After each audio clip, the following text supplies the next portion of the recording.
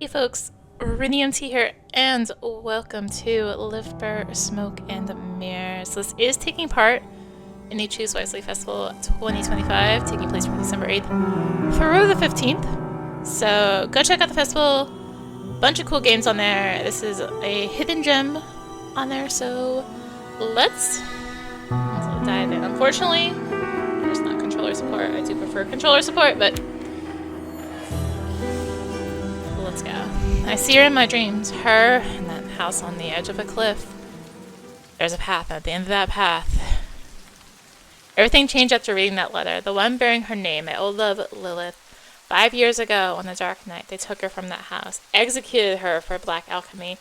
I was the one who turned her in, but now she's calling me back to the house. Must I bury her breath in my sins, but how? That's what I have to find out.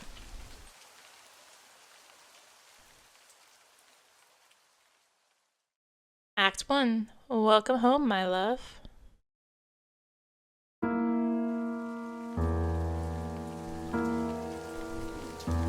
Oh, that is... Alright, far past the Hook Haven, which is woven by grounded ships on Livber, there's a whirlwind roaring in the east. You don't see it, you don't hear it, yet you know the power it holds, enough to alter all of Gaia. A womb for gales to blow out of. But you come here, you wait standing in the heart of twilight, silently, eyes shut. 5 years later, once again, you stand at the door to this house, a letter clutched in your hand. Read the letter. The raindrops fall on the paper, landing with soft patters. You grip the letter tightly with both hands, keeping it from being blown away by the wind. The silvery moonlight, trapped between the clouds, shimmers across the ink spilled from a woman's hand. You read the lines again and again and again. Oh, my love, if you're reading these lines, it means there's still something you hear inside your heart that belongs to me. As I've always told you, death is far too ordinary a thing to keep us apart. I will give birth to our creation in our home, beneath the place we once shared. You must be with me, inside me, because our creation cannot be left undone. Turn back, pass through the dark, complete us. We are always meant to be one, and we still can be, my love. As long as you have the courage, as long as you do not fear, I am waiting for you, in the never all. Could this really be true? Lilith, is she truly alive? You want it to be true, don't you? You want to hear that Lilith, the woman you left for dead 5 years ago, still lives. You long to feel her love again. Yet there's a question that won't let go of your mind. If she truly lives, how much of her is still her? I don't know. The question unanswered keeps growing in your mind. Your gaze drifts into the distance, as if the answers might lie out there. But for a moment, the clouds part and the moon's silver light spills across the sea. Each and every shimmer scatters into 1,000 fragments. But you remain still, all your limbs stiff with waiting, standing before the door of the house, perched on the cliff, beaten by the waves. Why would Lilith call me here? Where else could it be? This is where the two of you began, that wooden house on the cliffs by Livber's shore. This is where you first held each other, your first night, your first love, your first lies, all buried here. This two-storied hovel raised upon your memories. This can never escape my memories, can I? They'll find me in the end. Unfortunately, you think your memories reside in your mind. Most do, but in truth they're fragments, bits flaking off the world around you.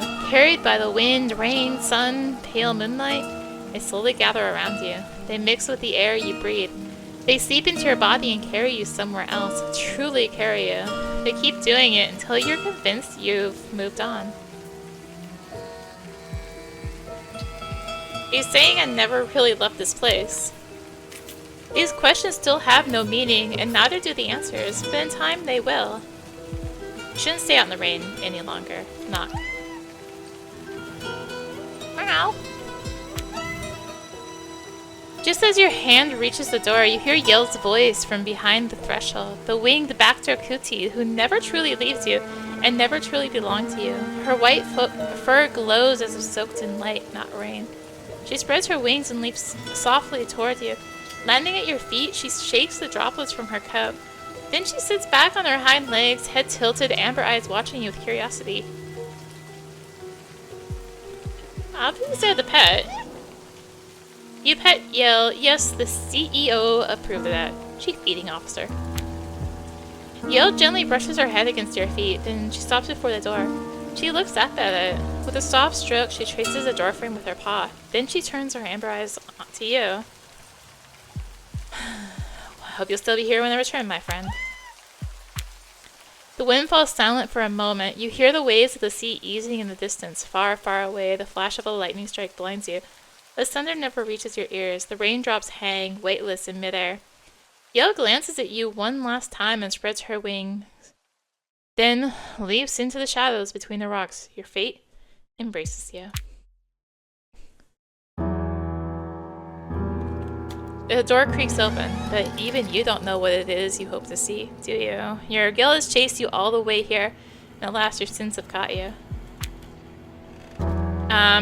You wish you were ready to face your past. As you crack the door open, the air brushing against your face is stale and musty. The sweetness of towlet flowers mixes with the scent of something burned. It pulls you back to that festival day, to the moment you first met Lilith, and then you see her, standing beneath a dim light, like she's been torn from the heart of this house. You lose your breath. A chill crawls up your spine and you freeze. It takes you a moment to realize your knees are trembling, whether from fear or excitement, you can't tell. Whisper slips from your lips. Lilith. She doesn't see you. Bent slightly over the table, trying to light a candle, just as you remember her. Lilith, the ghost of your past, your greatest lie and sin. There was like something shiny here. This is the moonlight of the first circa, the sweet stint. Honestly, for me. The ghost of your past, your greatest lie and sin. You're really alive. Your voice comes out weaker than you expected. Its trembling echo bounces off the rotting wood, and another lifeless question slips from your lips. How? You remember the festival night. A warm breeze carries the city's aroma far away. You two slip away from the crowded streets. The early black's crimson glow wraps Lilith's hair like a fiery halo. The noise of celebration fades behind you. Right there, you hand Lilith a bouquet of white towlet flowers. She looks deep into your eyes. She smiles. Tossing her hair back, she asks the same question. White towlet flowers. How did you find these? They overflow from my love for you. A beautiful lie, told so well. Even you believed it yourself. My love. She looks at you as if to say something. She looks at you as if to say something. A pained smile touches her lips. The silence hangs between you. You finally come. 5 years later, how could you write this letter? With my love, of course. With the love I hold for you. Each letter carried my blood. Don't pretend you didn't feel it. You knew. I whispered every word to you before, my love. What I hear now is not what I heard back then. A pained smile appears on her face. My love for you never ended, but it's good that you're listening now, because I have much to tell you. Tonight, I'll talk about the things left unsaid when you abandoned me to death. Come, sit. When the candle's flame flickers on the table, Lilith's smile widens, stretches into a grin, baring all her teeth. You think you see something squirming beneath the shadows of her face, but the moment quickly passes. Sit in the chair. The wooden dining table stands between the two chairs, layered with years of dust and the remnants of long-forgotten meals. A candle flickers at its center. Its flame shivers with every touch of wind seeping through the walls. It waits, longing to burn out and unleash what's been waiting in the dark. I thought this place would have collapsed into ruins after 5 years. Was the neck in great shape? After that night, I was certain I'd lost you forever. Did you truly believe that?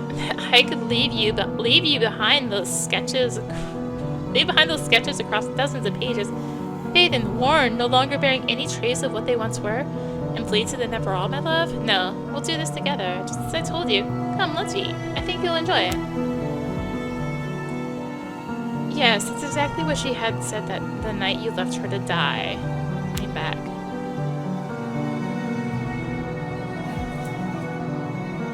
I really put in work to make tonight perfect. I wasn't certain things to be flawless for our reunion. After you've left me to rot, it's been... She pauses for a moment, looks out the window where the moonlight falls. You thought I should have died. I know you did. After I made you that offer, after I told you that we had to become one, our souls, my love. We had to piece our souls together and bind them with that alchemy ritual. You expect me to pay the price for your madness, Lilith? I said no because you decided to destroy me. I had to make a choice. Her hand holding the fork freezes in midair. As the silence stretches, Lilith's breathing deepens. My madness? I offered you love, only love, a love so deep that even death couldn't end it. But you were afraid. Afraid to be with me beyond never all. You betrayed me. Did you think I wouldn't know? When I told you about the black alchemy ritual, when I spoke of piecing our souls together to crown our love, you saw my blood, heard my screams. You saw me vanish into the dark of the waters. Remain silent. She turns her face towards you, and it darkens with hatred, with rage, with something darker, and with something even I cannot name. Her skin ripples as if 100 tiny things move beneath it. You can't tell if it's real or just the candle's flickering light playing tricks on you. Then, just as quickly as it came, the moment passes. Lilith slowly leans back. Blah, blah, blah, blah, blah. Love means something different to you. You don't love me. You want to own me. It breaks my heart that you don't believe it could be that simple, my love. You don't understand. I never wanted to own you. I never did. The wooden walls of the house groan under the assault of the rain, driven harder by the wind. The sea crashes against the cliffs, then pulls back into itself with a hiss of white foam. Darkness spreads ever outward beyond the horizon. For a fleeting moment, you wish you were out there, on the deck of a ship bound for somewhere you cannot see. Too little, too late. Your madness will break us, both of us, Lilith. It already has, my love, just like those paintings you love so much. It's not my madness. Oh, no, it's your cowardice. Nothing more than the sea's reflection of faded memories in your mind. Like this place, like me, like you. Go on, eat. Poor for meat. I cooked it just the way you like. It wasn't easy, but it melts slowly on the tongue. When the fat coats the roof of your mouth and slips beneath your tongue, you'll taste the herbs. Poor for meat, Lilith, you've completely lost it.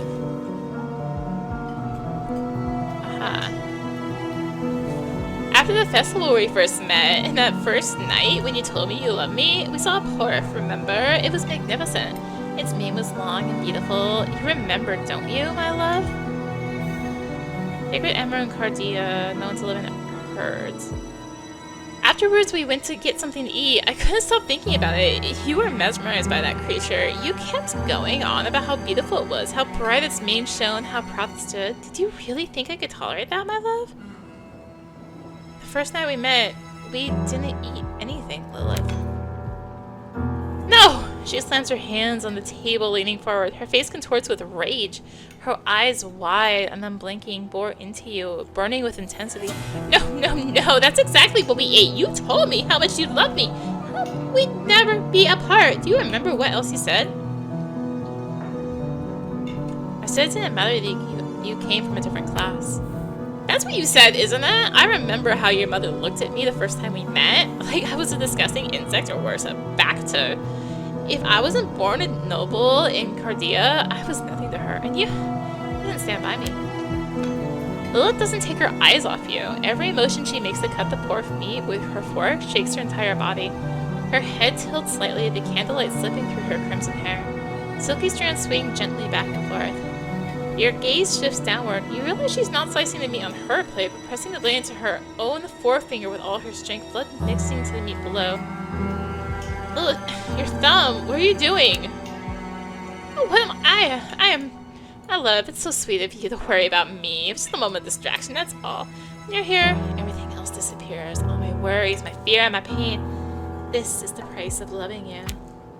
She quickly wraps her thumb in a scrap of parchment that had fallen to the floor. For a moment, she stares at the porcelain plate, watching blood pool over the meat. Then she stabs her fork into the meat and lifts it to her mouth. Her eyes close as she chews, as if savoring something profound. Did you cut yourself too deeply? How can you be so careless, Lilith? Her vacant eyes blink and find yours. What do you say? Oh, I'm fine. It's just... Never told you how my mother died, did I? She was addicted to doping. Some said she was obsessed, but I never wanted to believe that. I must have been 7 when she had her final episode. Her stash was all empty, so she thought she could drink what remained in her own blood. When I found her, she drowned in herself. Tragic, though I used to think it was funny. And now, I understand why she did it. Second, you thought it was funny your own mother drowned in her own blood? Mm-hmm. She nods. The candle flickers. Rain lashes against the window. Against the windows, you listen till the soft patter of every drop echoes in your ears. Lilith's breath mingles with your own. Slowly, she circles around you and slips into the darkness. The woman watches you unblinking. She waits, impatient for you to eat. Try to eat.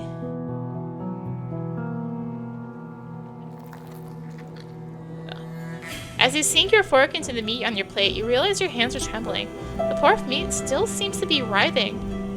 The air grows heavier and heavier. You reach for the knife beside you and try to cut it, but the moment a thick, viscous fluid oozes out from inside the meat, your stomach turns.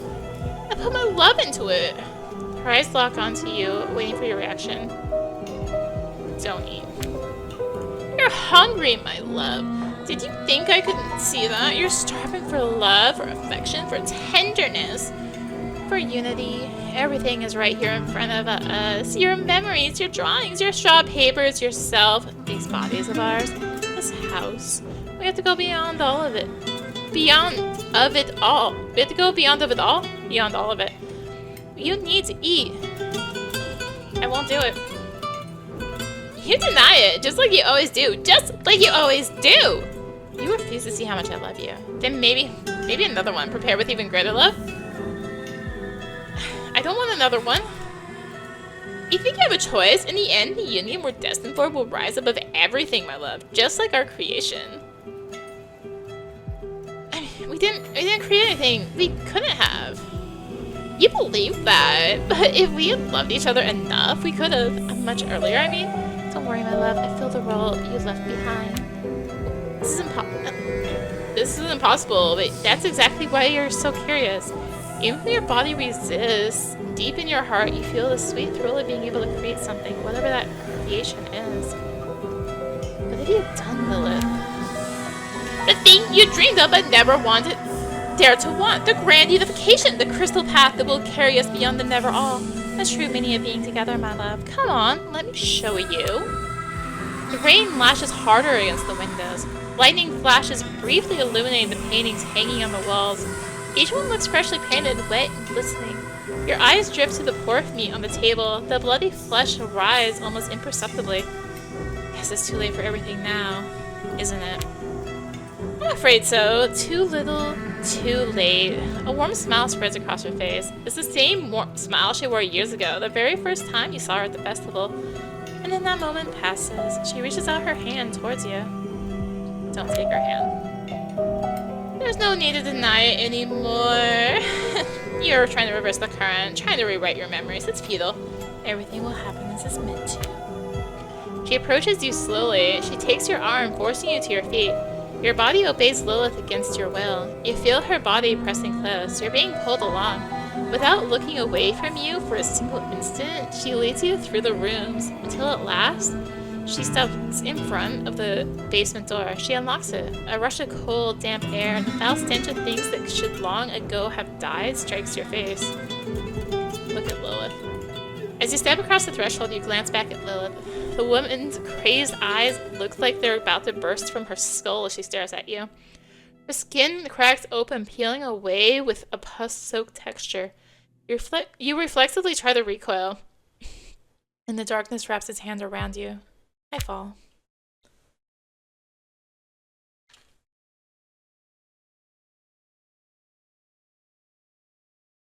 That is...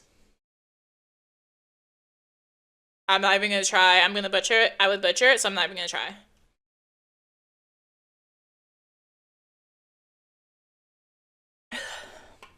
It goes deep within.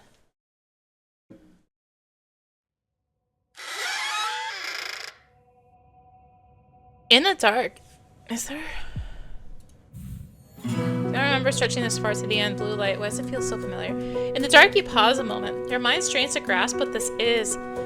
Lilith, food, creation. The dusk and creak of boards mingle with your hurried breath. Beneath your feet, stairs descending. Where am I? The basement door closed. You felt yourself pulled into the void. Now beneath your feet, wooden steps leading down. Basement. Could I find a way out through the basement? Once on the sunlit morning of the first circade, you saw Yell descend these very basement stairs. You followed after her, finding her scratching at a hollow in the corner. When you drew near, you saw it was a hatch opening outwards, old broken hinges rusted. When Lilith saw it, she grew fearful. Do I remember what it looked like? Yes. As I said, a hatch made of wood, round, wedged among the stones of the wall, plastered with mud. You hardly noticed it before or after. If you could find it, perhaps it could lead you outside? You can try. In the end, do you really have another choice? I don't... No more in the basement. You go back and return to the house. I have no other choice. The wooden steps groan beneath your tread. Their cries, like the house itself, are bitter shrieks. From unseen depths rises a heavy moan, the stink of mold and damp. One step, another, you go down. You re-rise from the dark. As the basement stairs sink into an abysmal silence, your steps find solid ground. Old memories. You remember the rooms beneath this house you once shared with Lilith. But like everything else, this place feels unfamiliar now. Lilith, her dread is still fresh, sharp, ripe. Crystals growing between the stones in the wall cast a faint, pale light. When you lift your head, you see two doors standing tall in the wall ahead. I don't recognize this place. Where am I? As your eyes adjust to the crystal's pale glow, you survey the chamber. The stone walls drip with dampness, cloaked in moss. When you listen closely, you hear the crash of waves hammering the cliffside beyond. Knowing a world still waits outside grants you a fleeting comfort. On the wall to your right, two circles are carved, harsh lines slashed between them, refusing union, drawn with hateful strokes. Before the wall where the crystal is embedded, a rotting wooden table leans into decay. I got distracted actually looking at the scenery. On it rests a broken frame coated in dust. On the floor, a melted candle and a bloodstained shredded journal. Look at the candle and journal. You step among the scattered parchments and torn books. Reaching for the journal fragment beside the candle, it crumbles in your grasp. You open it carefully. The bloodied script is unmistakable. Lilith's hand. Most of it is unreadable, but in the final pages, you can make sense of some hastily scrawled words. I'm shaping her. She will be complete at last. Is there any other way? No. We'll be perfect. We'll be complete. Together. Complete with him. Lilith, what are twisted lunacies that you carve into these pages? Words are not enough. I need something deeper, more physical. Here in the basement of the house we once shared, I've hidden something of his. While he wanders around the house, he suffers his greatest regret in the deepest place. Should I tell him that she is not dead? The journal has been scratched, gouged, bloodied, as though Lilith needed to make her own devotion visible. No matter how you try, there is little more to glean from the crumbling pages. You let the journal fall. The air grows heavier. Your ears begin to ring. Approach the frame. Okay. Despite the weight in your skull, you stagger to the table, lift the broken frame. Beneath the dust is a picture you once drew, but the figure in the portrait has been furiously defaced, ringed with a mad scrawl. Bodies! We must be rid of the bodies, of him, of everything, of all that fails to unite us, even of you, my love. My love. Take a closer look. As you lean closer to study the picture, you hear the basement door at the far end of the stairs creak open. Lilith's twisted, ragged breath drifts all the way to where you stand. You get out of here to find the door to the cellar, pass to the cellar door fast. You push aside the books, gathered parchments, and broken wood with your foot, and step closer to the doors. To the left is an iron door, rusted with the years of weight. Upon is a symbol old and long since stripped of meaning. The other door is heavy, made of damp wood. It creaks faintly as though breathing. We'll do wooden. When you... I said wooden. Didn't I? So open it. I guess we're in the iron door. Sure. When you open the iron door, and I said wooden, this hour stench of sweat and decay greets you. Fearing Lilith might be close behind, you step inside and quickly shut the door. You look around. Like before, the room is bathed in the uncanny blue glow of a crystal embedded in the wall. The air hums with expectation. And then the voice. Do you remember me? Who are you? Who am I mean, I remember who I was, but, well, I don't know. When you turn toward the voice, you see a young woman standing motionless in the corner of the room, her skin clinging tightly to bone. If not for her eyes, bright and piercing deep into your soul under the pale light, you might have mistaken her for a silhouette of a statue. But then she tilts her head, just slightly. In that moment, you see it more clearly. There's something in the woman's eyes, something you once knew, something you once loved. I mean, I don't see anything, so... Wait, I see a second.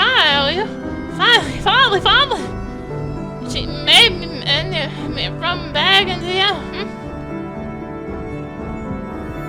Who did this? Was it Lilith? Shh, don't say. If you speak her name, she'll come. The young woman, hearing Lilith's name, presses herself against the wall. I mean, I can't see anything still. She pulls her... Still think I selected wooden. So it's like... Presses herself against the wall. She pulls her shoulders inward, eyes fixed on the door behind you as she speaks. I'd be good. I mean, beautiful. I'd be, yes. When she pulls back, the crystal's light reveals her more clearly. A scar runs from beneath her neck up across her cheeks to her hairline. Her skin is stretched tight as though cut and sewn back together along those lines. Her eyelids are gone. Her chin just juts to a strange sharp point, just as you once told Lilith you liked faces like that. I keep getting distracted, like actually looking at the picture. The fingers she wraps around her arms are thin and possibly long. Longer than anyone's should be, as though filed down, extended, altered, again, exactly the way you once told Lilith you liked them. The woman before you looks like someone who has been worked on constantly, reshaped piece by piece since she was a child. How could she do this? The young woman rises from where she cowered against the wall. For a moment, her smile reminds you of the woman you left at the table above. She sways her body slowly, just as Lilith used to, and she takes a gentle step forward. You, my love, I've become exactly the one you wanted. That's what you always wish for, isn't it? Look, I've become the body you desired. Are you her? Did Lilith steal your body and soul? I've always been yours, love. The woman collapses onto her knees as if she's used every ounce of strength. Breathless, she turns her gaze to you. Was I good? Lady, she said, so stay here. If you're good enough, he'll love you too. She said. She said so. But if I'm just good enough, you'll love me, alright?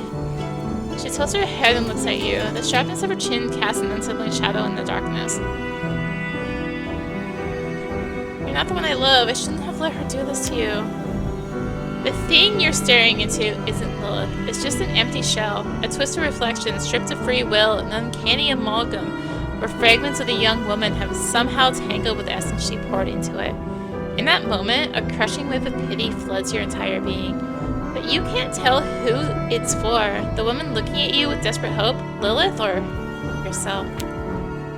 But the lady told, if you're good, he'd love you.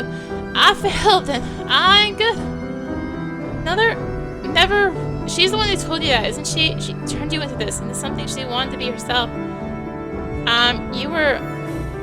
It was never about whether you're good or not. You were enough always. It's just the thing making you feel otherwise is wrong. You're saying all this because of her. The young woman looks at you with tearful eyes. You're not reaching Lilith's poisonous personality, painstakingly built over decades. You're reaching deeper, trying to touch who she once truly was. A white place once. The flowers. There were waves there. Fush. My mother. Yes, she used to read to me sometimes. Things like. She mimes writing with her hand. A book? Yes. My lady told me if I'm good one day, mother might read me a book again. She leaned her body against the wall. Her hands hang limply by your sides. Her face locks onto you, expressionless. But I think that time will never come because you'll never love me. That's good. That's enough. I need to get you out of here. Suddenly she opens her eyes wide and collapses to the wall she was leaning against. She covers her ears with her hands. Get out! No, I won't be happy. My lady will find me. I can't go. I'm here. I'll stay here. I'll wait for you. You said you don't love me. You'll come and you'll love me. So you have to escape. Do you understand me? She's using you. Do you know the way out? There's a beautiful world waiting for you outside. Waves, huge towering waves, and when they crash against the coast edge, they send a sprays of white pearl-like foam. Whoosh! Books like that tell of different incredible tales and stories. She doesn't understand the words you say. With her hands over her ears, she just stares at your face. Her lips move constantly. I'm here. I'll stay here. I'll wait for you. You'll love me. She said so. Goodness, agape. Do you understand me? I'll stay here. You'll come back. You'll come back. You'll love me. You'll come. She no longer hears you. Curled up against the wall, she hands over her ears. This hollow shell just rocks back and forth, murmuring that you'll come back, that one day you'll love her. The chains wrapped around her neck are drawn so tight, no force could ever free her from this place. You can't find a way out of this room. As the heavy weight of the air presses down on you, your eyes catch the doors nestled among the moss-covered wooden panels on the wall to your right. First door is made of unpolished wood, but its surface is intricately carved with winding green patterns like real tree bark. Dried moss fragments and root designs reaching upward. Looks as if it's been carved from the trunk of an actual tree. The second door, by contrast, doesn't look natural at all. Its surface is nearly ivory white, but faintly glowing raised patterns appear. Human bones, ribs, finger joints, jaw fragments, and intricately carved and joined together. You can't help but admire this art. A small inscription is etched near the edge of the door. Most delicious are the familiar. The tree trunk. When you touch the door, you feel a pleasant warmth, as if touching a living body. As your fingertips move across the surface, you hear a rhythmic vibration like a heartbeat. In that moment, you see a large tree in a garden filled with white flowers. It was a sapling your father planted. When it grows, you'll sleep in its shade, he said. That day never came.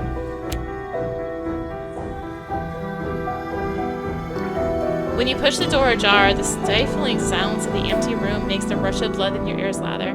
The cracked crystal on the wall casts its uncanny blue light across the furniture and the doors. I don't remember a room like this. Where is this? A doll. Moisture and moss coat the walls. In the left corner sits a bed, its sheets stained with blood, urine, and pus. A cloth doll rests on top. The floorboards are rotting, scratched and battered, as though someone dragged things across them, slammed them down.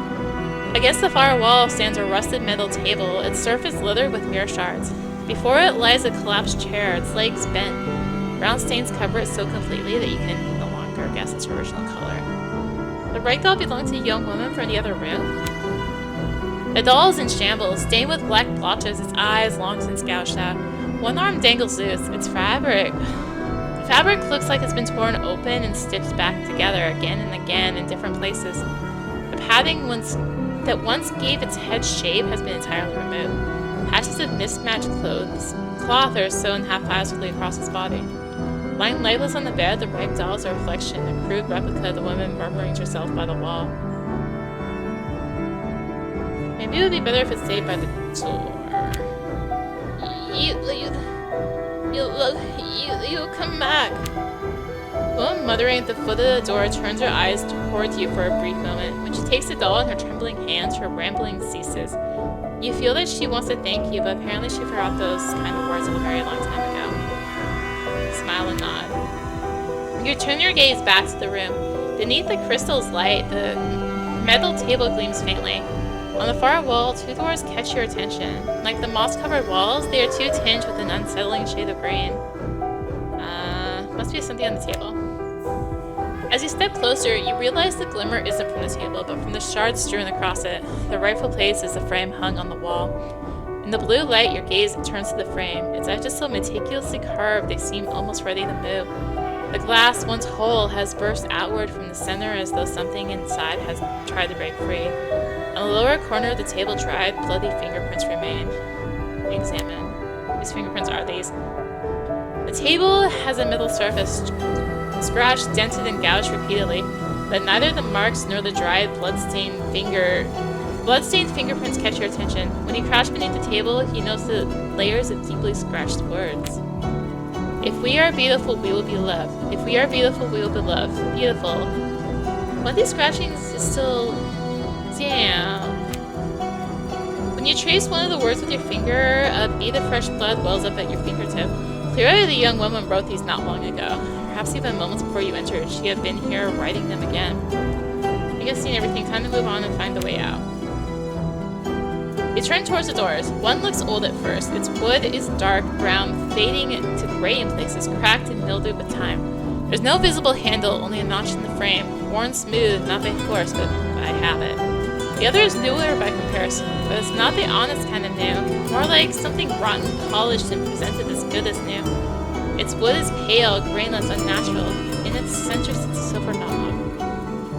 The old door. You press your hand against the hollow space and push. The surface isn't warm, but not quite cold either. Still, like the moment when a corpse has only just begun to cool.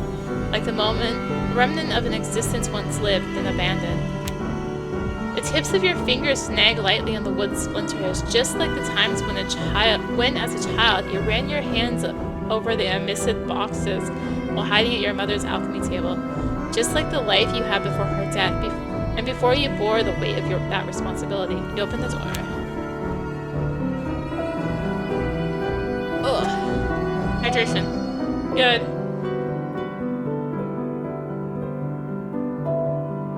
I will always remind. Hydration good. At first glance, it seems a cold and empty room. On the damp walls, the light seeping through the half-open door glimmers like scattered pearls. The dust woken from its endless sleep whirls frantically around you. Then you see them, paintings and canvases thrown into corners, torn, ripped, and shattered. A great hatred has turned every one of them into a wreck or of a massacre. The room opens down to a corridor without a door. Paintings belong to Lilith, aren't they? Don't you recognize them? Your own brushstrokes, your hands, your colors. Faces yellowed, scraped away, left unrecognizable, every one of them born of you, of course. How else could it be? That portrait, the face carved out. Near the doorway, caught in the light, you lift a portrait from the floor. A woman's face clawed away and finally torn. At her neck once hung the necklace of colored stones you brought Lilith from Cardia. Cardia, where is that? The place where you were born, to the east of Gaia. A womb where the winds first opened their eyes to life. An island nation with the whirlwind Haluka breathing at its very core. A land etched into your memory with its vast steppes and lively markets. Once you were one of the nobles there. In fact, you were cherished even more because your rare golden hair reminded them of your ancestors, the Neurons. Then why am I here in Livber? Your mother had to continue her alchemy work here. Some of the stones she sought required being transported in some particular ways, in ways no one knew.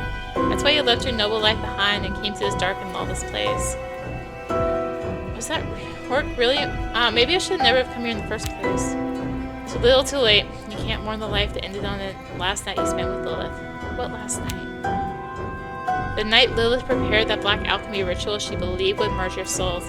She'd been telling you for days that the time was near, and one evening you came here, to the house where you would live with her for months. She pulled you into the center of a circle and spoke to you. When our souls are joined together, we'll be inseparable. You'll never feel alone. They'll never fade away, my love. And their unblinking gaze burned in unshakable madness. Then as he stood there speechless, watching her, she showed a bowl. It was in that moment, for the first time, that you felt it. You saw that Lilith had surrendered herself irreversibly to the darkness. She insists on refusing to understand that the grand unification is a lie. There is no ritual that can join our souls. Voice echoes inside your mind, Lilith's voice. Why don't you believe my love? Why does the thought of us reuniting beyond death frighten you so? The never all will gather us all into its embrace. You, me, even the gods. I will take only you into myself. You. I don't want that. Because you're afraid. Just like that night when I told you we could finally complete the ritual, you ran. Didn't even think about me. You turned me in, told them I was practicing black alchemy. When they took me by my arms, I begged you. Because you knew what they would do. You knew they would kill me. I want to protect you, Lilith, from your madness. Lie! You can't even tell yourself the truth. You killed me because you want to protect yourself. You couldn't even love yourself, and I loved you more than I loved myself. And in return, you gave me nothing but a handful of a worry. But at least I understand now. We can't do this, at least not in this existence. What do you mean? I'll tear out the part of you I know loves me. I'll do for you what you couldn't. What you didn't dare to do, I'll do it. One of your paintings behind you falls to the floor. You startle in fear. Turning back, you see it stands there in the gap, alone. From the gouged portions of the canvas, something thick is sleeping on it. It's seeping out. Keep going. I have no choice but to reach the cellar door that leads outside. What's this? Put the painting down. Going in for the will only hurt you. Okay, put the painting down. Leaving everything behind feels like the only right choice. Lilith's madness has seeped into every corner of this room. You move slowly towards the door at the end of the corridor. Blood roars in your ears as you push the slightly open door. This must be where you'll find the cellar hatch. The door opens without resistance. Inside, it's a little brighter. Metal tables are scattered across the room, each layered with dried blood. On the floor, small pools of urine and pus mingle with damp stone, releasing an unbearable stench. And in the midst of it all hang bodies on chains from the ceiling, rotten, hollowed out, left on hooks to be forgotten. Who dares disturb my century-long slumber? The voice sounds as if it's scraping its way out of a throat that shouldn't still be alive. Who's talking? I'm over here, come closer. I don't bite. Well, I'm kidding, of course I bite. Right now, that's not really an option. I'm a bit tied up, you see. The thing before you... Oh gosh. The thing before you is a body without its lower half, another of Lilith's experiments. Its arms are chained to the ceiling, a hook driven through its shoulders. I don't see the hook. Its arms are, its head lolling onto its left side watches you with curiosity. It doesn't take long to notice one of its eye sockets is empty. What happened to you? What happened? It's kind of a long story. I can tell you though. Come on, pull up a chair. Look around. You glance around in the dim light. Against the far wall, a corpse rests with its head slumped against the blood-smeared surface. Each time a faint breeze, which is source unknown, passes through the body, it sways ever so slightly, its head dragging softly against the wall. All around you, other bodies hang from meat hooks, swaying slowly, one by one. There's no chair. Not at all. Every time. There's no chair, don't bother looking. I was testing you. For a corpse, you're surprisingly lively. Who are you? I'm just someone who talks, alright? You're asking no right questions. Like, none. Plus, you're in a rush. Got somewhere important to be or something? Someone's after me, trying to kill me. I don't have time to stand around and chat. I must get out of here. Ah, right. The whole ex-lover thing, isn't it? He winks with his only eye. Don't worry, your secret's safe with me. How do you know all this? What are you? Huh. Now that's the right question. I'm glad you asked, because the truth is, I haven't seen myself in a while. I don't know what I've become, but something's definitely missing. Definitely she's been trying to fill that void with something else. Were you someone once, or did she create you? Huh? Now that's another good question. I've been asking myself the same thing every night for the last 3 years. I was someone once, yeah, but it didn't last long, because the last time that someone opened their eyes, Lilith was staring back at them, and then BAM! From that moment on, I was forced to choose between being someone or looking like someone. The only difference is my choice, it feels familiar. My choice has been made by others. Oh, here we go again, the fate monologue, right? Everyone else made the choices for you, and what did you do? Just watch, stay silent? Were you just a poor little leaf tossed around the stream of creation? Open your eyes already. They were masterfully created traps. What a brilliant excuse, traps, huh? And that's why you came running all the way here, isn't it? Right into the heart of it. Spare me the fate nonsense, golden boy. You wanted this, whether you knew it or not, because being loved even by her was easier than running. Funny thing is, maybe she really did love you. That's why I exist. I'm the part of you that couldn't carry love. Carry that love. Sudden silence fills the room. Dim light reflects off the foul puddles on the floor. One of the corpses slumped against the wall stares at you, its lidless eyes wide open, jaw hanging in a natural angle. A bug crawls across its face, disappearing between the torn skin of its cheek and calmly making its way down the throat. Down toward the throat. In front of you, the corpse bound in chains sways gently, caught in a faint breeze whose source you can't place. With each movement, the chains creak softly where they meet the ceiling. How long have you been hanging here? Let's see. Roughly since the time you started blaming yourself for your mother's death. Back then, I was just a head, nothing below the neck. I feel all over time, you see. There are a lot of voices you silenced, chained up and shoved away. So I figured by now I'd be up and running, but there have been a few bumps along the road. I created you? Lilith created... Are you saying I created you? Lilith created you, not me. Ah, now we've reached a break in the story. It coils its hands around the chains and leans slowly towards you. You think it was Lilith who made me? Well, you're not entirely wrong. She pulled at my flesh, cut and carved me, gouged out my eye. True. But who do you think gave her the material to create me, Lilith pulled me out of her happiest moment. What filled in the rest were things you never said. What created me were the things you never dared to make a golden child. And what will kill me is you. You didn't kill, you're already dead.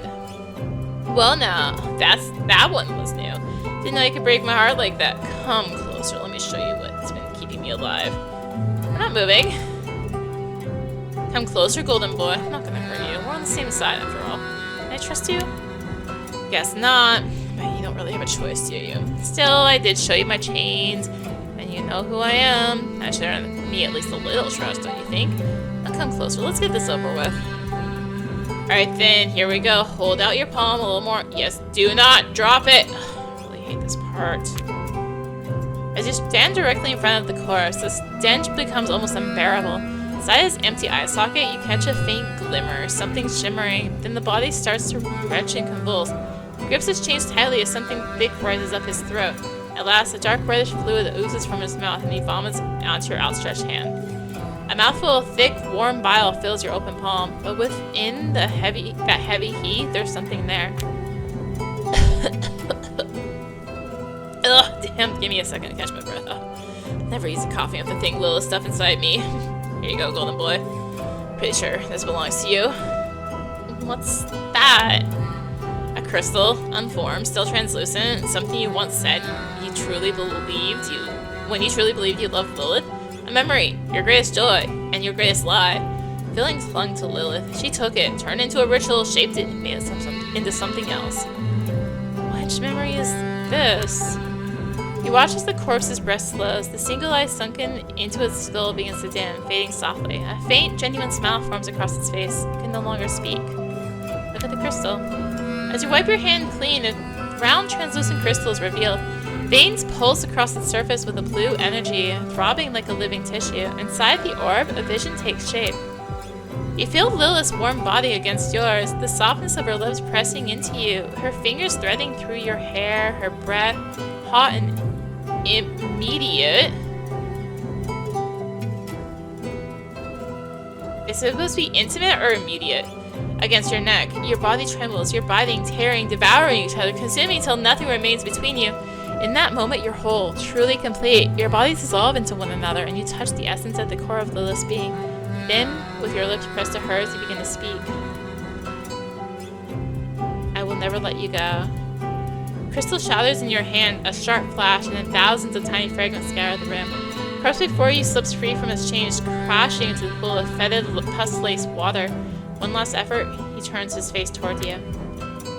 Said the things you couldn't. Now the words are yours, golden boy. Break free from your chains. Unlock them. We'll meet again very soon. The corpse looks at you, that same faint smile still on his face. The silence in the room deepens. They'll also carry the things you can no longer say. Corpse doesn't respond to your touch. In the stillness, it looks almost like it's fallen to a peaceful, restful sleep. Better find a way out of here.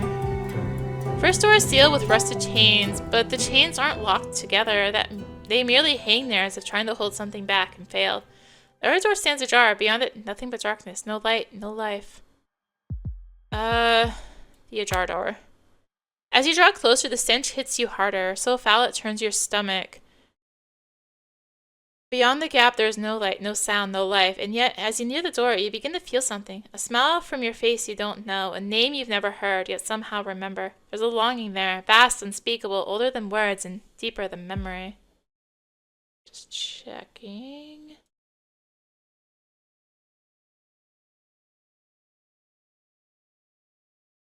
I see. I'm just checking the achievements real quick. Anyway, open the ajar door.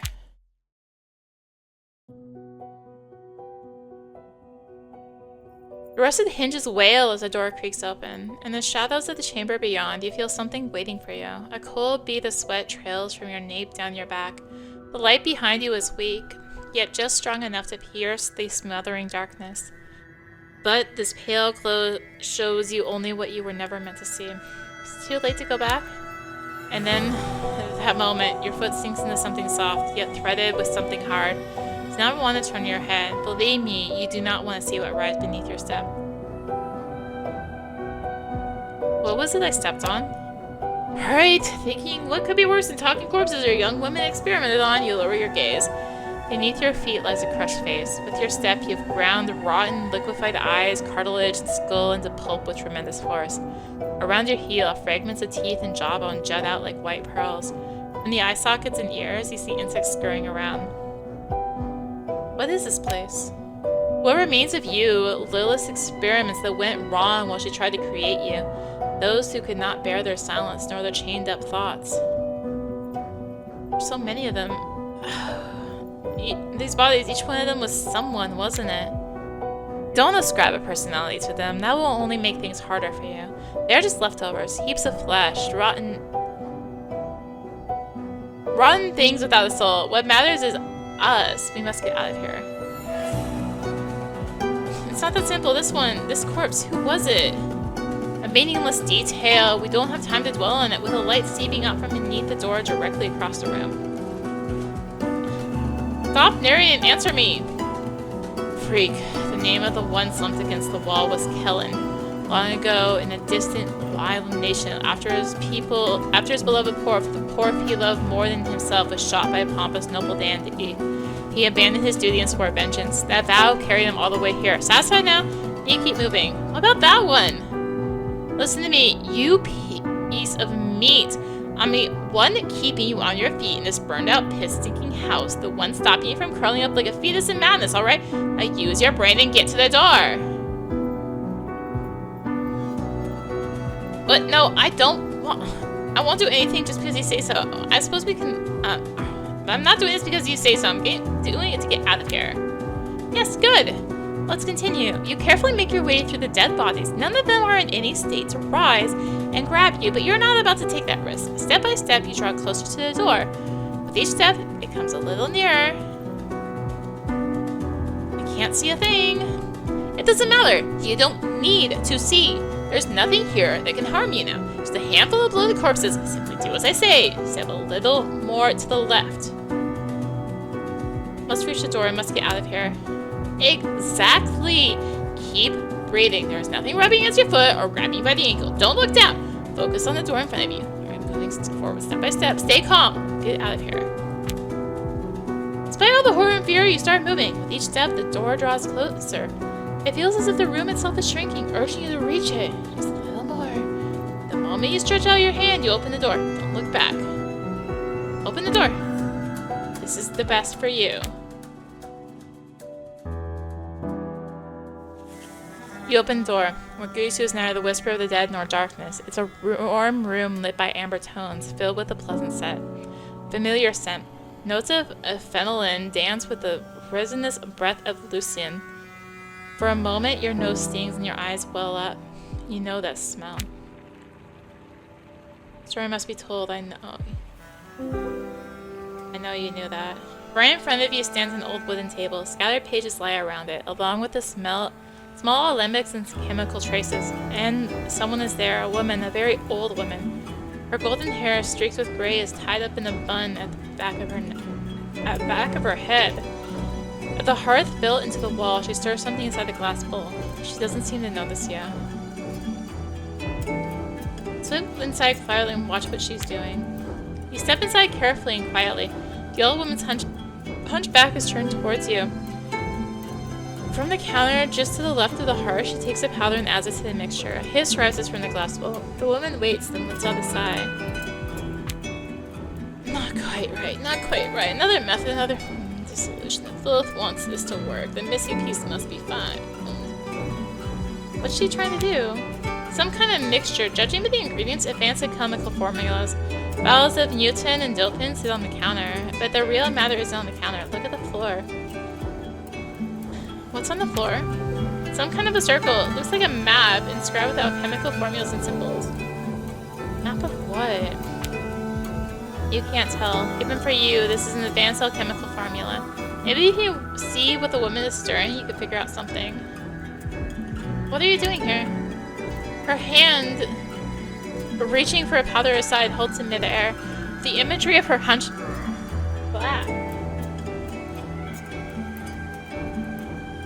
The image of her hunchback slowly gives way to her face. A warm smile spreads across it. The dark circles under her eyes and wrinkles reveal her age. Guest, forgive. Welcome, young man. My name is Ligeia. Forgive me, no one's come here in a very long time. Come, sit. She gestures to the chair in front of the wooden table. I'm fine standing. The woman tilts her head slightly, studying one of the papers on the table with seriousness. Are you an alchemist? She lifts her gaze from the papers for a moment. Yes, I used to be. Used to? She returns to the hearth, pouring a blue powder she's warmed over the naked flame into a vessel. Had an accident long ago. My laboratory burned. We could end the conversation here. Don't ask her how the accident happened. What kind of accident? A tragic accident. My 7-year-old son was playing with a mixture he was working on. To him, it must have seemed like a game. She lifts a vial of blue liquid from the bench and lets the light shine through it. I suppose he thought he could do it alchemy better than I could. Or maybe he simply thought it would be fun to mix the colorful liquids. Who knows? When I entered the room, he was at the mixture. I scolded him a little and then sent him off to bed. Never suspected he might have tossed something into it. I kept working. When the lab exploded, I could smell my own burning flesh. Liquid dextrose and VIP, when combined at high temperature, they trigger a sudden violent release of heat. But you didn't know that then. That's what detonated your mother's laboratory.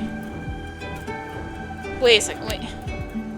There's no need to worry, darling. None of this was ever your fault. You don't have to keep living with this guilt. So what are you suggesting? That I should just let it all go, run away, pretend to be happy as if nothing happened?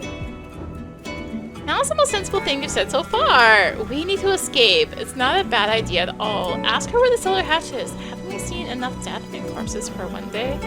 They definitely based this narrator a little bit off the Slay the Princess narrator. Like the trying to go for that same wit. Run away? Well, if that's what you want, I'm only telling you to lay down the burden on your shoulders. The day your mother died in the laboratory, she wasn't your fault. Those are kind words, thank you, but I don't want to hear any more about death and loss. Unless you're... Shit. Thought you'd have realized by now, I'm your mother, darling. My mother died. They never found her because she was gone so many years ago. I know, darling, I know, but you thought I was gone, but I couldn't leave. You see, now I wasn't the only one who burned that night. Because nothing has ever managed to tear the guilt from your mind. You believe that if not for that night, you would find me here, in this room. That's why I'm here. I just want to spend some time with you here, but I lost you forever. You did not lose me, darling. You did what you had to do, what I wanted you to do. That's why you must let go of your regret. I'm proud of you. Why are you here, Mother? To forgive me? No, darling. The woman steps a little closer. The scent of beeswax and bergamot fill the air. Feel warm, safe. She gently places her hand against her cheek. I forgave you long ago. I'm here because you need to forgive me. Did you love me? Always, darling, even when you thought you had killed me. You know why to stay in the sloop. Take me out of the sloop, Mother. Take me somewhere I can finally shake off this weariness. What do you think you're doing? Do you think that tiny brain of yours can break the sloop? I'm the one who made you. You're nothing but a screwed up piece of flesh, do you understand? Without me, what meaning could reality possibly hold? Tell me! Tell me! Tell me! Mother. Oh, come with me. The woman leans against the far wall. You think you can get out of here? And steps towards the alchemy cabinet. Without me, you are nothing.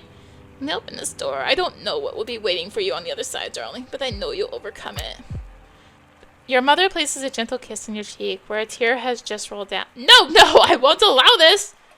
And you step through the open door of the alchemy cabinet to wake up in a new life down by the seaside. When I wake up, will I be happy? Most likely, darling, but you will be yourself.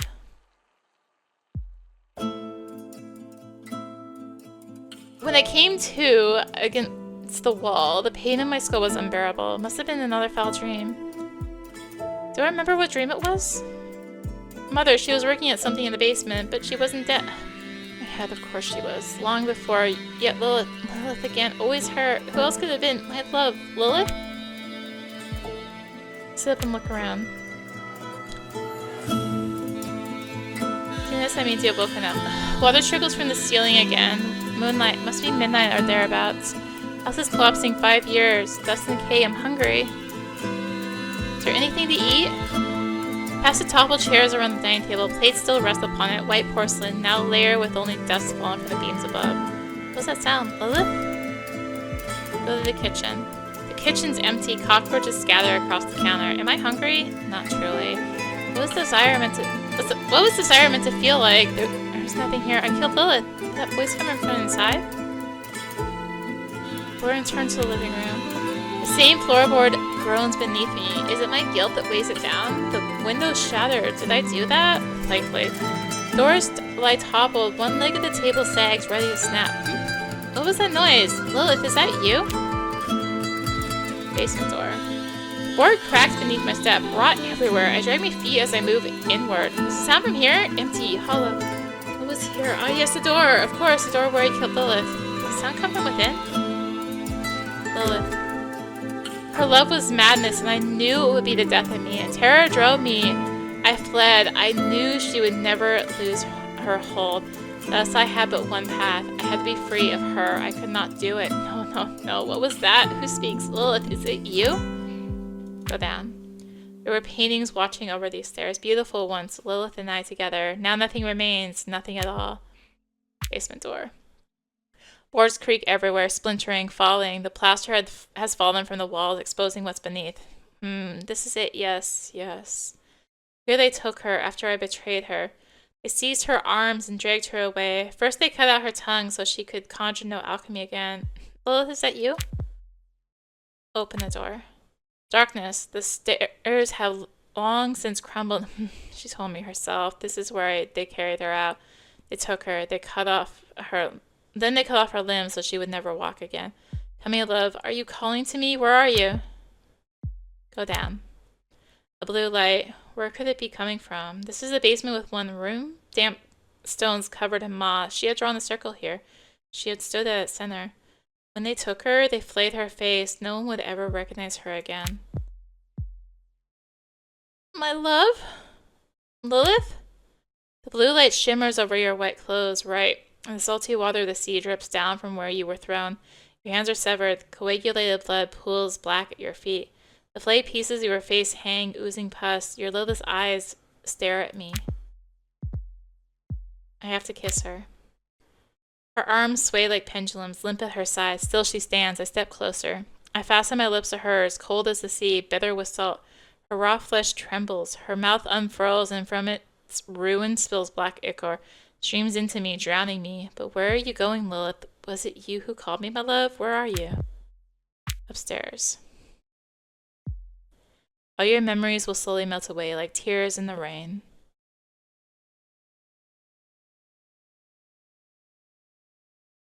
The end. 2 of 8.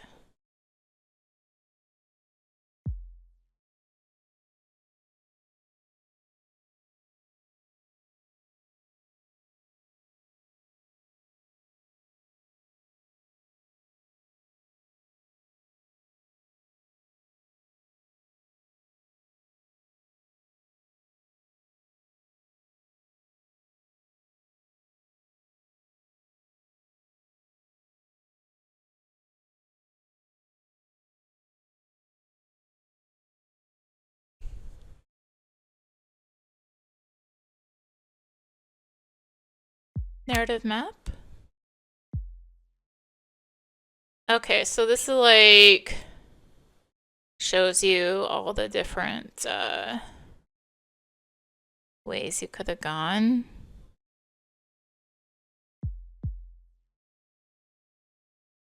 Alright, and a bunch of the endings are down here. Oh, there's still like a whole act 3.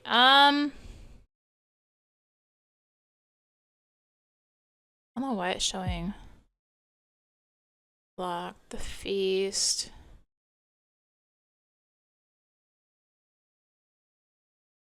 Yeah, there's still like a whole act 3 going on here.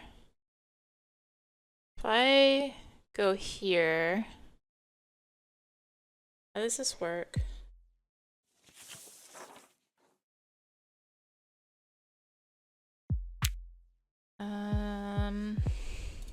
Be quiet.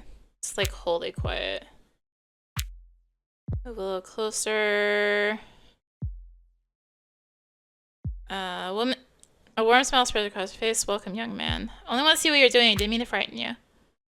Come sit. Remain standing. Who are you?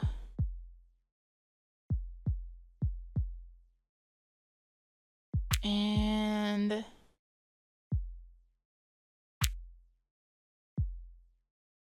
something is missing in the mixture. That's why the dissolution never fully works. All these fluids, formulas, maps, enzymes.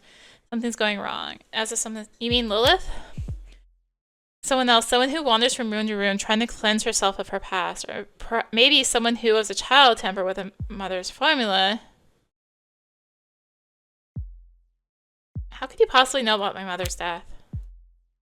The lab was mine, darling. I got mad at you that day, didn't I? I'm sorry. You had tampered with my notes. Your hands were covered in powder dipped in the solution. But that night, I forgave you. It wasn't your fault. I was sleepless and never imagined you might have added something to the mixture. But you had. To you, dropping those powders and liquids of different color into the boiling water and watching them change was nothing more than a game. They never found her. She was gone so many years ago. I lost you forever. I'm proud. You must. Why are you here to forgive me? Did you love me? Did you know I had to stay in this loop to exist and to remember you? Alright. This should get us back to where we need to be. The right choice. I always remind you of her and of this room with great peace and warmth. But I can't promise you'll remember her as she truly was. She takes us dangerously close to reality. I can't risk that. Will I not remember forgiving my mom? At least I remember this. There's no other way. For you to live, your mother must die. It has always been this way and always will be. I understand. Then you must go on, darling. If that's what you choose to do, I'll always be here, each and every time. Woman walks towards the wall on your left. She cracks open the door of the alchemy cabinet. Warm breeze stirs your hair. She places a small kiss on your cheek where a tear has just rolled down. Hope you find what you're searching for out there. The moment you step into the alchemy cabinet, you fall into an endless void. Warm winds coil around you, and once again, you find yourself wondering where you'll finally strike the ground. Falling again. Is this how it's meant to be?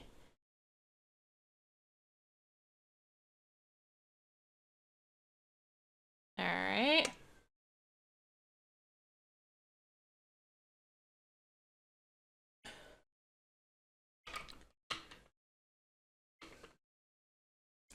Act 3, the 65th month.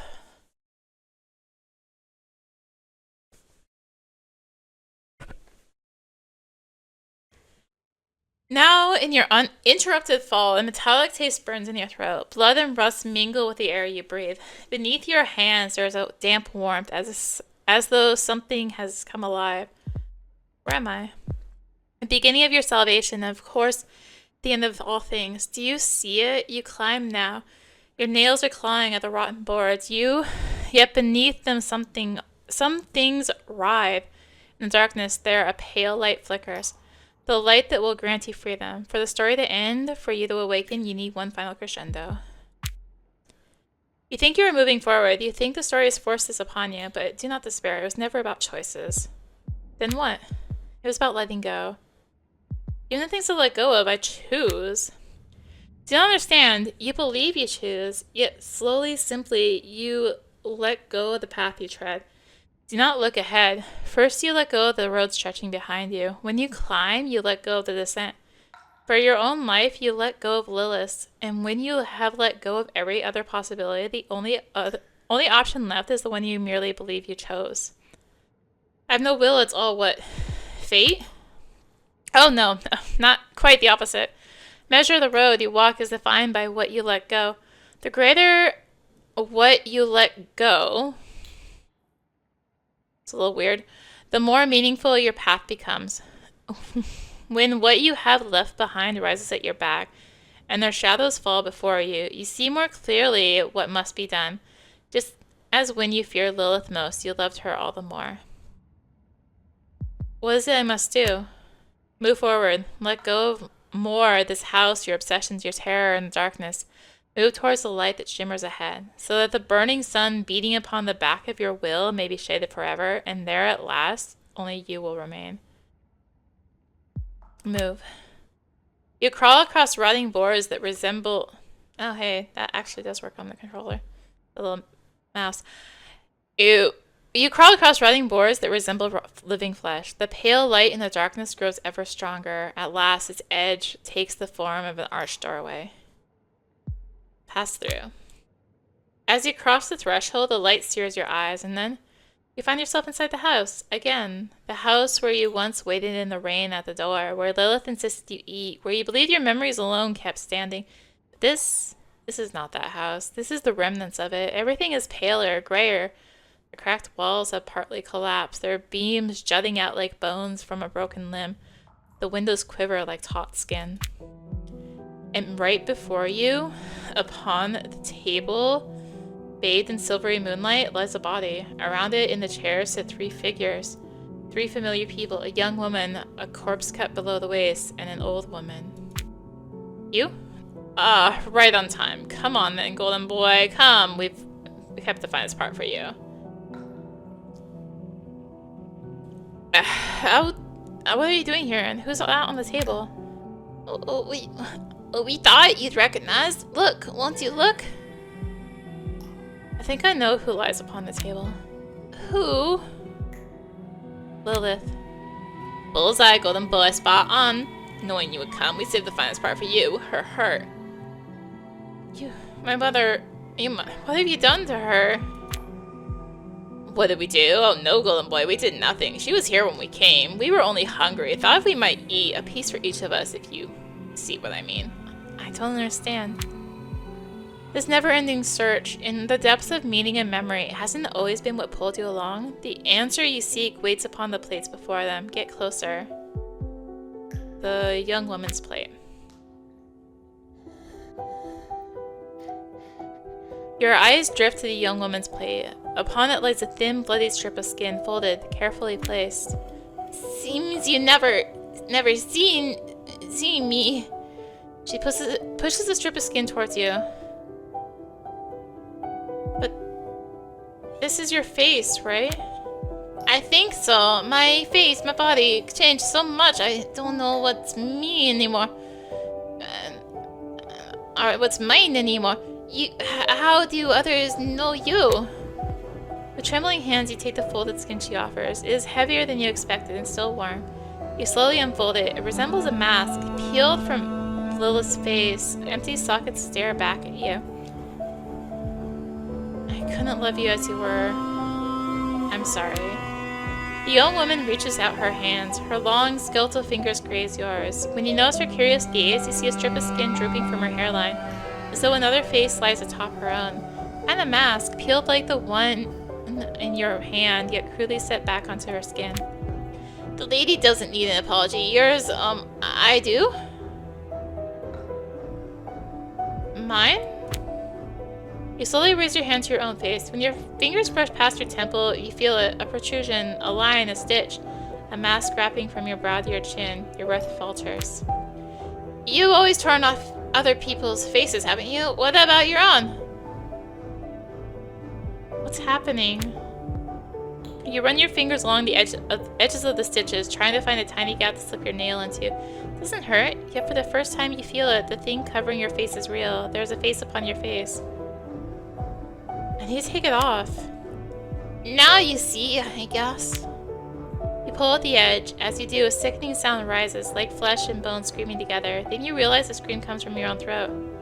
Must keep going.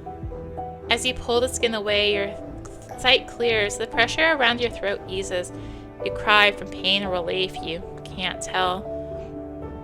For the first time, you breathe freely. At last, you hold two faces in your hands. One yours, one Lilith's. Their empty eye sockets and mouths agape hang open in the air. You look better this way. I like it. How do I look? Normal? Like on the bus? Glance around the table. The eyes watching you seem unaware of what just happened.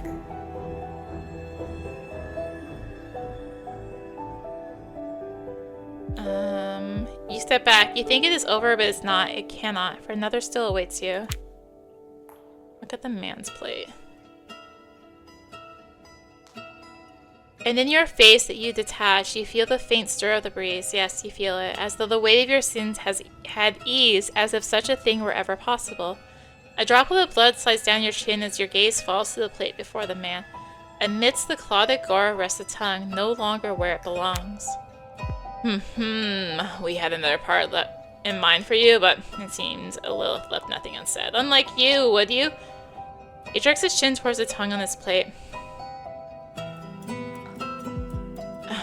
Now it's my turn to speak. So many people made me speak for so long. After a while, I could no longer recognize my own voice, but yours I will know. Now it is your turn, truly. You think the dead body slackens, sinking into some strange ease. The tongue in your hand feels slick and heavy. It waits for you to say something. Sorry for everything. Oh, come on now. That scrap of tongue in your hand needs no apology, golden boy. Don't make yourself pitiful with excuses. You're hardly a paragon of virtue, are you? And no one here ever expected your apologies. What is expected is that you exist, that you be someone. When I left you, perhaps my fleeing should end. I just have to apologies and become someone, become myself.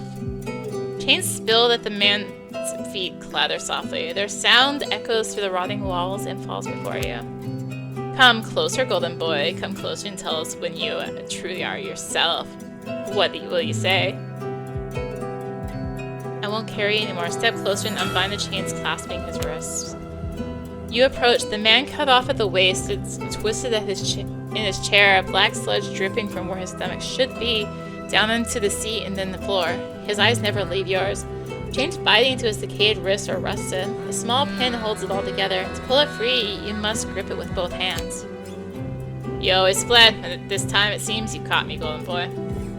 Press the pin with both hands. The bloody tongue makes your hand slippery. Each time you press, your fingertips slide off the pin. Perhaps you should put that thing where I gave you somewhere, golden boy.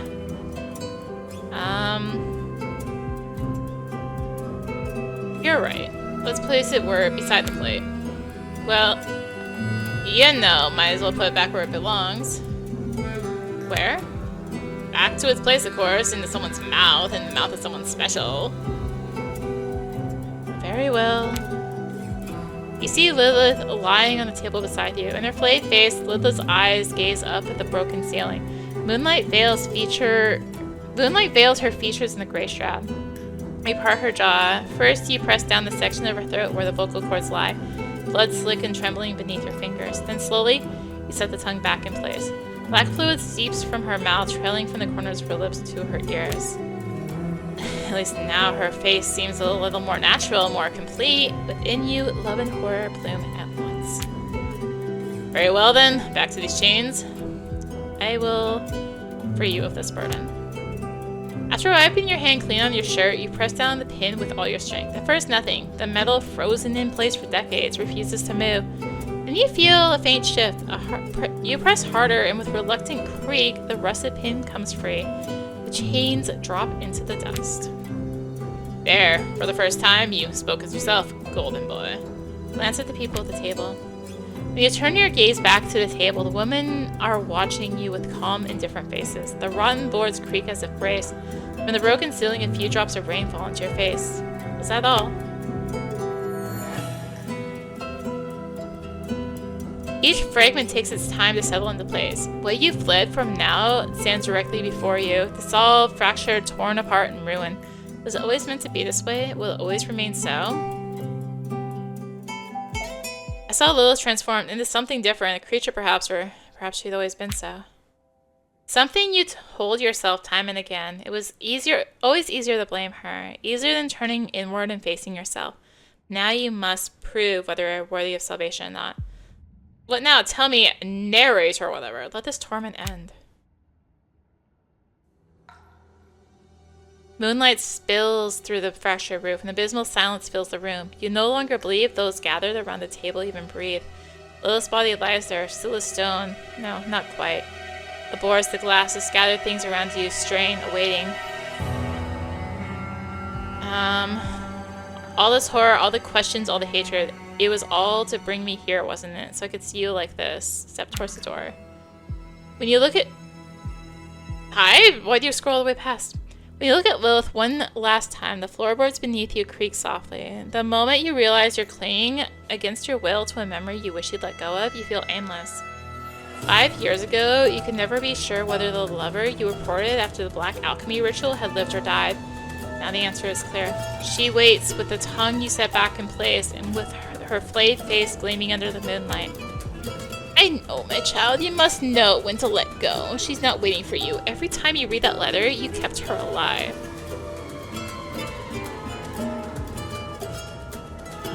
I betrayed her just as I left you. I killed her.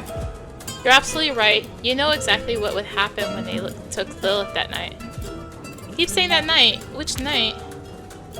That night you came here to this house.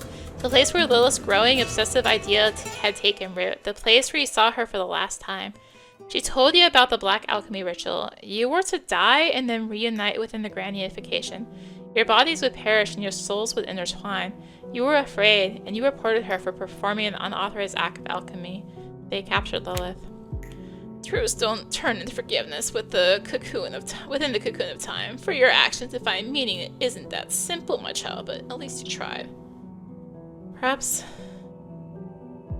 Never told about the past. I never completed the arts for her, did I? Perhaps you were waiting for the right moment. You wanted to do what was right. The memory of her in your mind will soon reach its end. The wood creaks one last time, then silence. It stretches. The floor beneath your feet stirs faintly like a living membrane. Torn black threads of the curtains shiver by the window. Silence. It stretches. In a breath, you see Lily's chest rise upon the table. Her eyes turn to you. Her body tenses as if she's being born again, yet there's nothing miraculous about it. Lilith? The hand you extend feels as though it touches a warm memory stuck in the past. Her fingertips twitch. The flesh beneath her nails blackens with some viscous fluid. Her shoulders tremble. Then she sits up. The clothes clinging to her are wet with blood. Welcome, my love. For a moment I feared you wouldn't come. I'm here, but I thought you died. Truly died this time. It's the same fear every time, my love. You do this because you love me. I know that. You remember me as you wanted me to be. We're almost complete now. Her tongue, swollen, heavy in her mouth, distorts the words. The rasping voice shows that her torn throat never healed. All this was your revenge on me for killing you for that night 5 years ago. Oh, how happy I was when you came home that night. 5 years ago, I had everything ready. You said you'd never leave me, and I believed you. You said I'm not lying. You weren't afraid. But then, when the ritual was about to begin, you ran. You betrayed me. They took my arms, my tongue, my face. You weren't there. Maybe I wasn't there, but I thought of you always. I never stopped thinking of you. Oh, should I pity you now? Is that how you soothe your pride, by saying you thought of me? Yes, you think of me. You always do. And this is what your thoughts have made. Do you really think you can leave here with an unraveling? Livber's seas are foaming. A garden of white flowers burns in crimson fire. Bare feet trample the wilted petals. From the east, something vast approaches.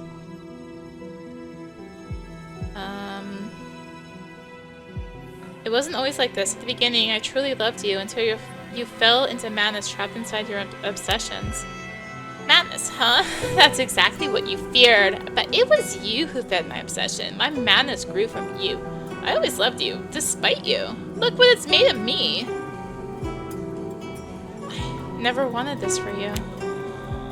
What did you want? My death? Too late for that, my love. I remember something. Sometimes, in the mornings when I had to leave the bed and go outside, leaving you alone. But the vast emptiness in my heart that grew with every step until I came back to you. I wonder, will I feel it again after a reunion? Okay, my power did a little flicker there, so... Okay. Anyway. This creation you keep speaking of, the one in your leather, the cause of all this, it never existed, Lilith. You think Lilith smiles, until you realize how this is possible. She already braces herself against the edge of the table. Dark veins run from her shoulders to her thigh like dried muscle strands. She grips her damp crimson dress, tears her skirt apart, and parts her legs.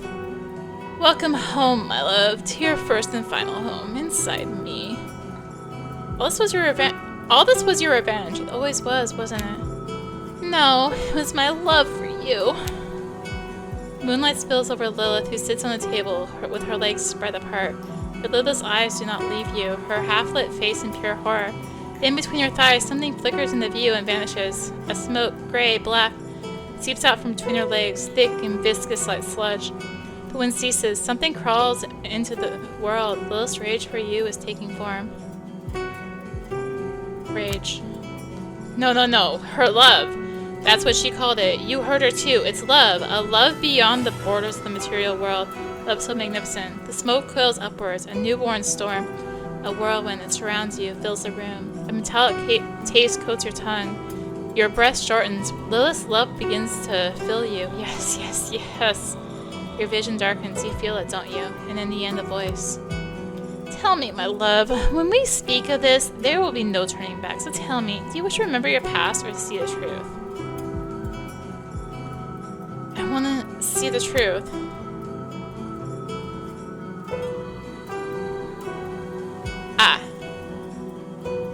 Smoke curls around you. A realization spreads through the layers of your mind. The story has brought you here. I have brought you here.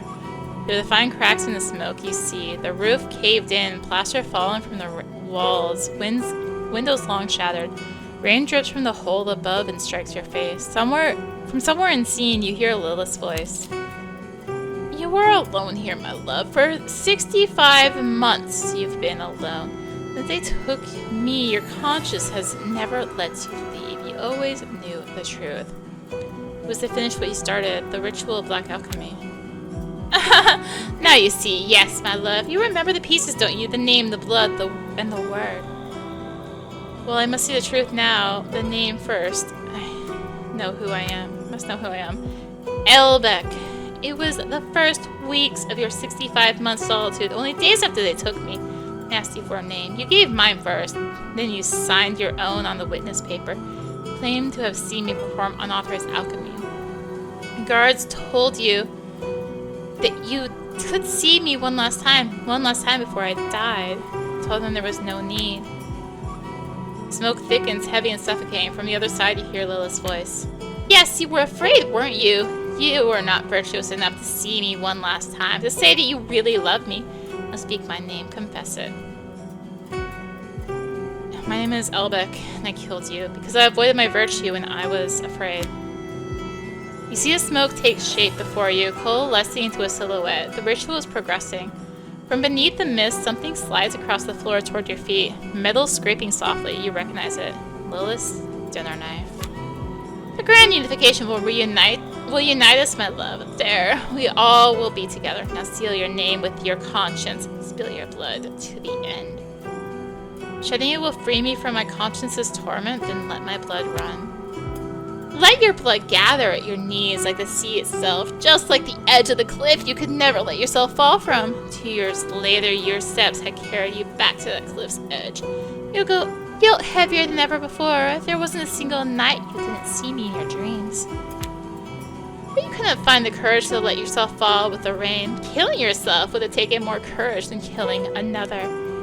Your knees sank into the mud, a heart mired in a bog.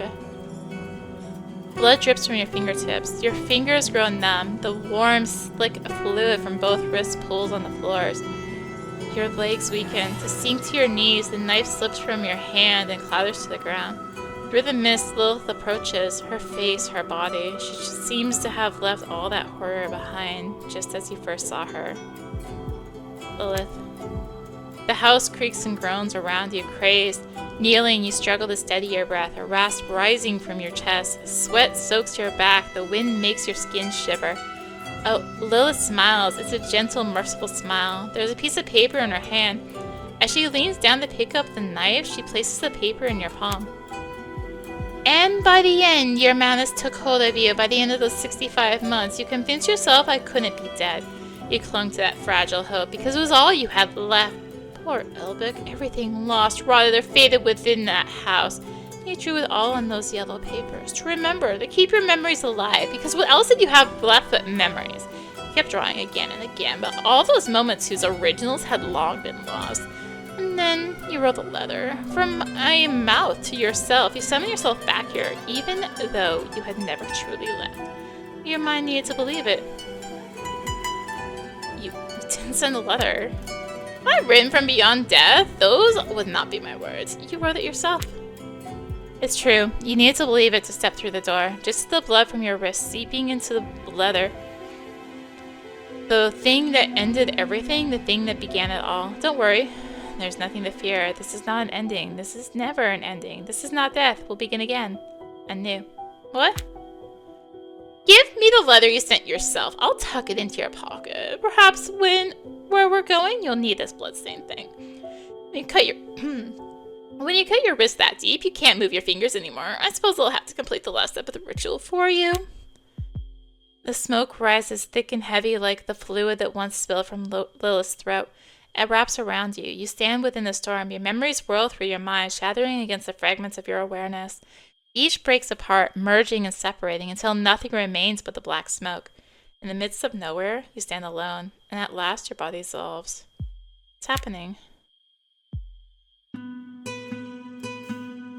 Now there is no need to fear, my dear, my love. Here, everything belongs to everything else. Welcome among us at last. We have no bodies now, no names. Only us remain. Us! This is the only place where we can exist together. You, me, and our creation. Our creation? Yes, I was carrying a child when I died. You know this. The child is here as well, with us. But we have no bodies. Where are you? In the midst of everyone, just as you are. There are no bodies here anymore. No thoughts, no memories, no recollections. Only us. Oh, I just realized I can't, hide anything now. What does that mean? Our souls, these formless souls cast beyond the cosmic dark, will soon mingle. We become one. We will soon become something greater than ourselves. You, me, and our child. We remain as an egg twisting within me, trapped in a new loop. Wait, what? In the end, we all converge upon a single point in the story without even remembering who we were. 3 of 8.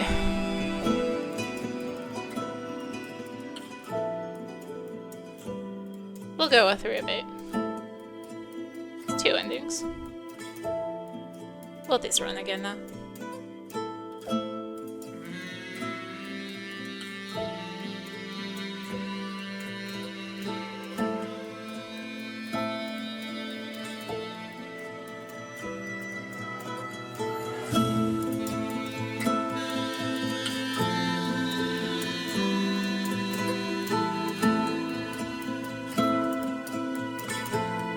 Alright.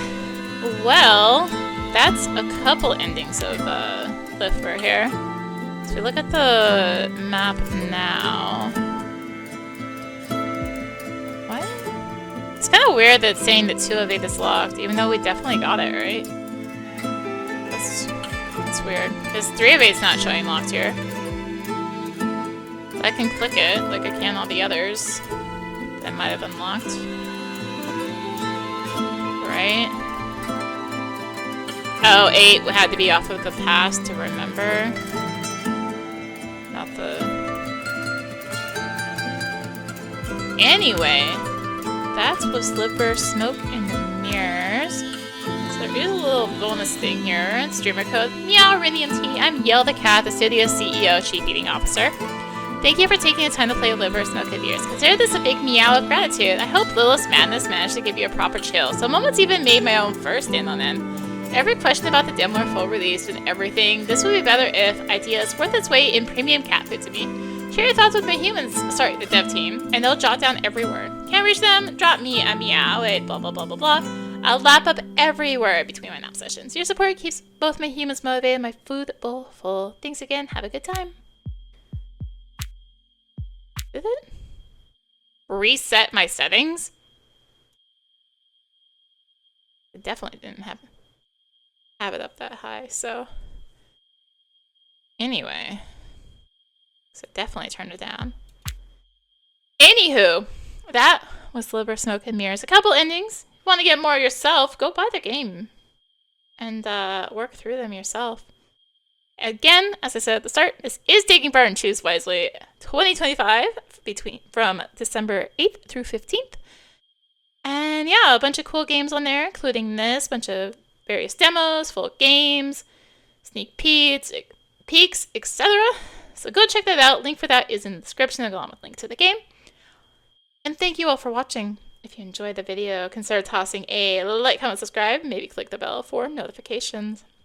Also be sure to check out that description. Again, link to the game, Choose Wisely Fest, and links to me on social media, as well as Discord. We can come get notifications as well and just come hang out. And you can also support the channel. There's various links for that. Anyways, thank you again for watching. Until next time, this is rinimt signing out. Bye! Now go check out Choose Wisely and all those games. Bye!